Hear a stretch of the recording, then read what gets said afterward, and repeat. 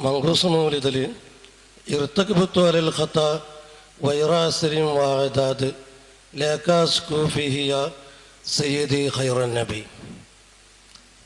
ഈ ബൈത്തിൽ റസൂലുള്ളാഹി സ്വല്ലല്ലാഹു അലൈഹി വസല്ലമ തങ്ങളോട് ചെന്ന് ദോഷം പൊറുക്കാൻ വേണ്ടി പരാതിപ്പെടുന്നു. അതിന് തെളിവായി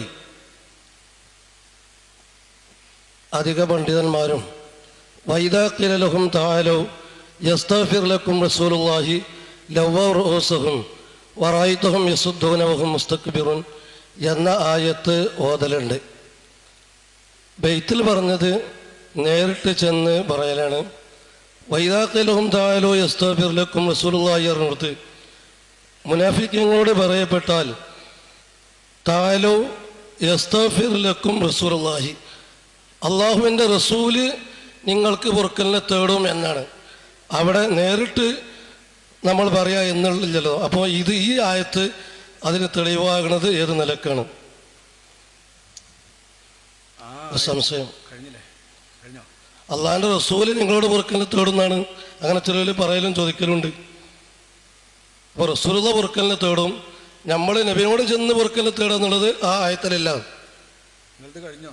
ആ, നബി സല്ലല്ലാഹു അലൈഹി വസല്ലമ തങ്ങളോട് പാപികളും ദോഷികളുമായിട്ടുള്ള ആളുകൾ നബിയുടെ ഹദറത്തിൽ ചെന്ന് അന്യായപ്പെടാനും നബി തങ്ങളുടെ ഹദറത്തിൽ പോയി തങ്ങളുടെ കുറ്റങ്ങൾ ഏറ്റുപറയാനും വേണ്ടിയിട്ട് വിശുദ്ധ ഖുർആനിലെ ഒരായത്ത് ആഹ്വാനം ചെയ്യുന്നു എന്ന് നമ്മുടെ മുഫസ്സിരീങ്ങളൊക്കെ രേഖപ്പെടുത്തുന്നുണ്ട്. അത് നിങ്ങൾ ഓതിയ ആയത്തല്ല. നിങ്ങൾ ഓതിയ ആയത്തും അതിന് പറ്റാത്തതുകൊണ്ടല്ല. വലൗ അന്നഹും ഇല്ലലമു അൻഫുസഹും ജാഊക ഫസ്തഗ്ഫിറുല്ലാഹ വസ്തഗ്ഫറ ലഹുമുർ റസൂലു ലവജദുല്ലാഹ തവ്വാബർ റഹീമ. ഇതാണ് ആയത്. പാപികളായിട്ടുള്ള ആളുകൾ പാപങ്ങൾ ചെയ്താൽ കുറ്റബോധം തോന്നിയിട്ട് പശ്ചാത്താപം തോന്നിയാൽ നബിയെ തങ്ങളുടെ അടുക്കൽ അവർ വരികയും തങ്ങളുടെ മുമ്പിൽ വെച്ച് അവർ അള്ളാഹുവിനോട് പൊറുക്കലിനെ തേടുകയും തങ്ങൾ അവർക്ക് വേണ്ടി പൊറുക്കലിനെ തേടുകയും ചെയ്താൽ അള്ളാഹു പൊറുക്കും എന്നാണ് ആ ആയത്തിൻ്റെ സാരം. നിങ്ങളുടെ സംശയം അവിടെ ഉത്ഭവിക്കാം, അതുകൊണ്ട് ആ ആയത്ത് മനസ്സിലാക്കിയാൽ മതിയല്ലോ. അപ്പോൾ ഈ ആയത്തിനെ വ്യാഖ്യാനിച്ചിട്ട് ബഹുമാനപ്പെട്ട ഇമാമുകളിൽ തഫ്സീറിൻ്റെ ഇമാമുകളിൽ പ്രധാനിയായ അല്ലാമ ഇബ്നു കസീർ തുർഷിദു ഹാദിഹിൽ ആയത്തു, ഈ ആയത്ത് ആഹ്വാനം ചെയ്യുന്നു റുസാത്തൽ ഉമ്മത്തി, സമുദായത്തിലെ പാപികളോട് ഈ ആയത്ത് ആഹ്വാനം ചെയ്യുന്നു. അവർ പാപം ചെയ്തിട്ട് ദോഷം ചെയ്താൽ നബിയുടെ തിരുഹദറത്തിൽ ചെന്ന് അന്യായം പറയാൻ എന്നതിലുണ്ട്. അപ്പോൾ പാപികളായ ദോഷികളായ ആളുകൾ നബിയുടെ മുൻപിൽ ചെന്ന് തങ്ങളുടെ പാപങ്ങളുടെ പേരിൽ അന്യായം പറയാൻ ഈ ആയത്ത് ആഹ്വാനം ചെയ്യുന്നു എന്നാണ് ഈ ആയത്തിനെ അധികരിച്ച് മുഫസ്സിരീങ്ങൾ പറയുന്നത്. അന്യായം പറയുന്നത് പല വിധത്തിലാവും, മനസ്സിലാക്കി നിങ്ങൾ, പല വിധത്തിലാവും. നബിയെ ഞാൻ പാപം ചെയ്തിട്ടുണ്ട്, ദോഷം ചെയ്തിട്ടുണ്ട്, അങ്ങനെക്ക് വേണ്ടി പൊറുക്കലിനെ തേടണേ എന്ന് പറയുന്നതാണ് നേരായ വ്യക്തമായ രീതി, ശരിക്കുള്ള രീതി. ശരിയായിട്ട് അതിനാണല്ലോ പോണത്. ഇതേ രീതി തന്നെ കുറച്ചും കൂടി അലങ്കാരമായിട്ട് സാധാരണക്കാരാവുമ്പോൾ നബിയെ ഞാൻ പാപം ചെയ്തിരിക്കുന്നു, ദോഷം ചെയ്തിരിക്കുന്നു, എന്നെ കാക്കണം, എന്നെ രക്ഷിക്കണം, എൻ്റെ പാപത്തിന് പരിഹാരം വേണം എന്ന് പറഞ്ഞാൽ അതും നബി മാപ്പരക്കാൻ വേണ്ടിയിട്ട് നബിയുടെ ഇസ്തിഗ്ഫാറിന് വേണ്ടിയിട്ടുള്ള ഇസ്തിഗ്ഫാറാണ്. നിങ്ങൾക്കറിയാമല്ലോ, സാധാരണ ഒരു വലിയ തങ്ങളെടുത്തോ മഹാൻ്റെ അടുത്തോ ചെന്നിട്ട് എനിക്ക് ഇനിയും പ്രശ്നങ്ങളുണ്ട്, പ്രയാസങ്ങളുണ്ട്, ഞാൻ വല്ലാതെ ദോഷം ചെയ്തിരിക്കണേ, എന്നെ നിങ്ങൾ കാക്കണം, എന്നെ അവിടെ നിന്ന് കാക്കണം എന്നൊക്കെ പറയുന്ന രീതി ഉണ്ടല്ലോ. അത് നേരിട്ടാണ് അവരോടാണ് പറയുന്നതെങ്കിലും അവരുടെ ശഫാഅത്ത് ആ കാര്യത്തിൽ എന്താണോ അത് ഞങ്ങൾക്ക് കിട്ടണോ എന്നാണ് ഈ പറയുന്ന ആൾക്ക് വിചാരമുള്ളൂ. ഇതിൻ്റെ പേരാണ് ഇസ്തിഗ്ഫാർ.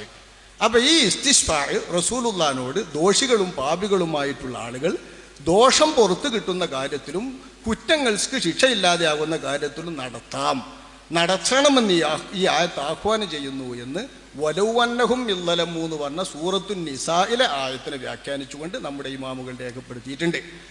ഈ അല്ലാമ ഇബ്നു കസീർ അതേ ആയത്തിൻ്റെ വ്യാഖ്യാനത്തിൽ ഒരു കഥ കൂടി ഉദ്ധരിക്കുന്നുണ്ട്. അത്തബി എന്ന് പറയുന്ന ആൾ നബിയുടെ മുമ്പിൽ ചെന്നിട്ട് ഞാൻ പാപം ചെയ്തോ ദോഷം ചെയ്തോ എന്ന് ഖബറിൻ്റെ മുകളിൽ കുത്തിരുന്നുകാണ്ട് ഒന്നായിട്ട് പോരേണ്ട കഥ. ഈ കഥ ഉദ്ധരിച്ചിട്ട് മാവർദി ഇമാമു തൊട്ട് ഇമാം നവവി റളിയല്ലാഹു അൻഹു അടക്കമുള്ള നമ്മുടെ എല്ലാ ഫുഖഹാവും റസൂലുള്ളാഹിൻ്റെ അടുക്കൽ ചെല്ലുന്ന ആൾക്ക് ഇത്തരം പ്രാർത്ഥനകൾ നടത്തുന്നതും അന്യായം പറയലുകൾ ആവർത്തിക്കുന്നതും അവർ ചൊല്ലിയ ബെയ്ത്തും വാക്യങ്ങളും അതേപടി ഉദ്ധരിക്കുന്നതും നല്ലതാകുന്നു എന്നും സുന്നത്താകുന്നു എന്നും നമ്മുടെ ഫുഖഹാ വിധി കൽപ്പിച്ചിട്ടുമുണ്ട്. അപ്പോൾ പാപം ചെയ്യുന്ന ആളുകൾക്ക് അവരുടെ പാപങ്ങളുടെ പേരിൽ അന്യായം പറയാൻ നബി സല്ലല്ലാഹു അലൈഹി വസല്ലമ തങ്ങളുടെ അടുക്കൽ ചെല്ലുന്നതും നബിയുടെ അടുത്തേക്ക് അതിനുവേണ്ടി ചെന്നിട്ട് നബിയോട് അന്യായം പറയുന്നതും ശറഅ് അംഗീകരിച്ചതും പണ്ഡിതന്മാർ അംഗീകരിച്ചതും സ്വഹാബത്ത് തൊട്ടേ നടന്നു വരുന്നതുമായ ഒരു സദാചാരമാകുന്നു, പുണ്യമാകുന്നു എന്നാണ് സുന്നി ഉലമാക്കൾ പറയുന്നതിൻ്റെ ചുരുക്കം. അല്ലേ? ഇത് നിങ്ങൾക്ക് ബോധ്യപ്പെട്ടോ? ഇത് മനസ്സിലായില്ലേ? ഇതേ സംഭവം ഇനി നിങ്ങൾ പറയുന്നത് നബിൻ്റെ ഹളറത്തിലേക്ക് ചെല്ലണ്ടേ, ഇവിടെ ഇരുന്നാലാവോ എന്നല്ലേ ഒരു ചോദ്യം? അല്ല അല്ല, എന്നാ പറയും. അതായത് റസൂലുള്ളാഹി സ്വല്ലല്ലാഹു അലൈഹി വസല്ലം തങ്ങളോട് പരാതി ബോധിപ്പിക്കുന്നതിലും അതിലഭിപ്രായത്തല്ല. പക്ഷെ ഈ ആയത്തില് അള്ളാഹിന്റെ റസൂല് അവർക്ക് പൊറുക്കലിനെ തേടും പറഞ്ഞല്ലോ. അപ്പൊ അത് മറ്റേന് തെളിവാകുന്നുള്ളൂ. പൊറുക്കലിനെ തേടുക എന്ന് പറയുന്നത് നബി ചെയ്യുന്ന പ്രവൃത്തിയാണ്. അതിന് നമ്മൾ എന്ത് ചെയ്യണമെന്നാണ് ഇമാമുകൾ പറയുന്നത്. നമ്മൾ ചെന്ന് നബിയോട് അന്യായം പറയാം. അന്യായങ്ങളും വിഷമങ്ങളും പറയുമ്പോൾ നബി എന്ത് ചെയ്യും? അത് പൊറുക്കലിനെ തേടുക ചെയ്യാം. അതെല്ലാവരുടെ ശഫാഅത്തും അങ്ങനെ തന്നെയാണ്. മഹാന്മാര് നമുക്ക് ശഫാഅത്ത് ചെയ്യലൊക്കെ നമ്മളെ കാര്യം നടപടിയാക്കാൻ വേണ്ടിയിട്ട് ഓല അള്ളാഹിനോട് പറയും. അല്ലെങ്കിൽ അള്ളാഹു ഇവർ പറയാതെ തന്നെ ഓലോട് നമ്മൾ പറയുമ്പോഴേക്ക് അള്ളാഹു അങ്ങനെ അവരുടെ പ്രത്യേകമായ വിചാരം കൊണ്ടും അവരുടെ മുഖത്തിരിപ്പ് കൊണ്ടും അള്ളാഹു അങ്ങനെ പ്രവർത്തിക്കും. ഇതിനൊക്കെ ശഫാഅത്ത് എന്ന് പറയും. ഇതൊക്കെ ശഫാഅത്ത് സംബന്ധിച്ച ചർച്ചയിൽ നമ്മൾ പറഞ്ഞു കഴിഞ്ഞിട്ടുണ്ട് പല കാസറ്റുകളിൽ കേൾക്കാം.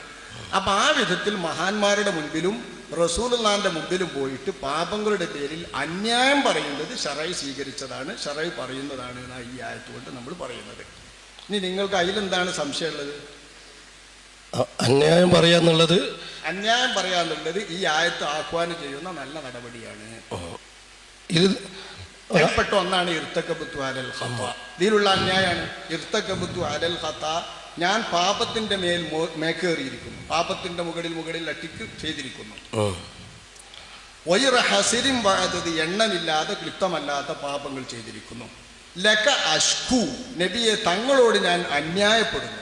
ഫീഹി, എൻ്റെ പാപത്തിൻ്റെ ആ കാര്യത്തിൽ. യാ സയ്യിദി ഖൈറൻ നബി, എൻ്റെ യജമാനായ നബിയെ എന്നായിരിക്കും. അപ്പോൾ പാപത്തിൻ്റെ പേരിൽ അന്യായപ്പെടാൻ വിശുദ്ധ ഖുർആൻ ആഹ്വാനം ചെയ്തതാണ് പാപികളോട്.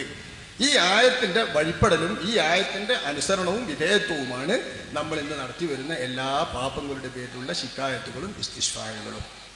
ഇത് അതിൽ പെടുന്ന ഒരു തഫ്സീറിലുണ്ട് പറഞ്ഞല്ലോ. ആ തഫ്സീർ ഏതാണ്? ഇബ്നു കസീർ സൂറത്തുൻ നിസായിൽ വലൗ അന്നഹും അല്ലമൂ എന്ന ആയത്തിൻ്റെ തഫ്സീർ പരിശോധിക്കും. ഈ വിഷയം ഉസ്താദിനോട് നേരിട്ട് ചോദിക്കാൻ കരുതിയതായിരുന്നു. പിന്നെ എപ്പോഴേലും വന്നിട്ട് പിന്നെ സദസ്സിലാരും ചോദിക്കാൻ വന്നപ്പോൾ ഇനി എല്ലാവർക്കും അറിഞ്ഞോട്ട് എത്തിയിട്ട് ഞാൻ പഠിക്കാൻ വേണ്ടി ചോദിച്ചതാണ്. മനസ്സിലായല്ലോ. അസ്സലാമു അലൈക്കും.